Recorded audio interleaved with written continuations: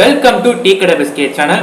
ராகுல் டிராவிட் இந்தியன் டீமுடைய ஹெட் கோச்சாக T20 வேர்ல்ட் கப் முடிஞ்ச உடனே ரிசைன் பண்ணக்கூடிய நிலையில் பிசிசிஐ வந்துட்டு May 27 தான் last date for application of head கோச்னு சொல்லியிருக்காங்க. இப்போ வரைக்கும் யாருமே அப்ளை பண்ணலை. மிஸ்டர் ஷா என்ன சொல்லியிருக்காருன்னா, யாரெல்லாம் இந்தியன் டீமோட ஹெட் கோச்சாக வராங்களோ அவங்க வந்துட்டு 2027 வரைக்குமே இருப்பாங்கன்னு சொல்லியிருக்காரு. As per the latest reports வந்து பார்த்தீங்கன்னா, ரிக்கி பாயிண்டிங் அண்ட் ஸ்டீஃபன் ஃபிலிமிங்கை பிசிசிஐ அப்ரோச் பண்ணியிருக்காங்க. நம்மளுக்கு அடுத்த கட்ட இன்ஃபர்மேஷன் எதுவுமே தெரியல.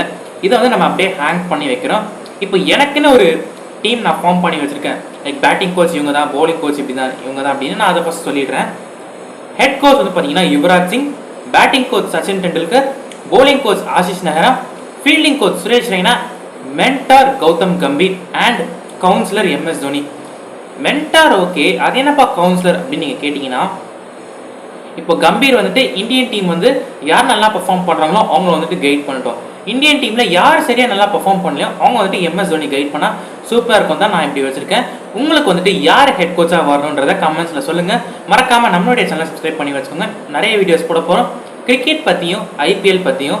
IPL ஆக்சுவலி நான் இன்னைக்கு போடலாம்னு நினச்சேன், பட் இந்த டாபிக் கவர் பண்ணதுனால என்னால் IPL போட முடியல. இன்னைக்கான மேட்ச் வந்து பார்த்தீங்கன்னா Rajasthan Royals versus Punjab Kings கவுஹாத்தியில் நடக்க போகுது. ராஜஸ்தான் குவாலிஃபை ஆகிட்டாங்க பிளே ஆஃப்ஸ்க்கு. இன்னைக்கு வின் பண்ணாங்கன்னா 99.99% குவாலிஃபை ஆகிடுவாங்க IPL பிளே ஆஃப்ஸ்க்கு.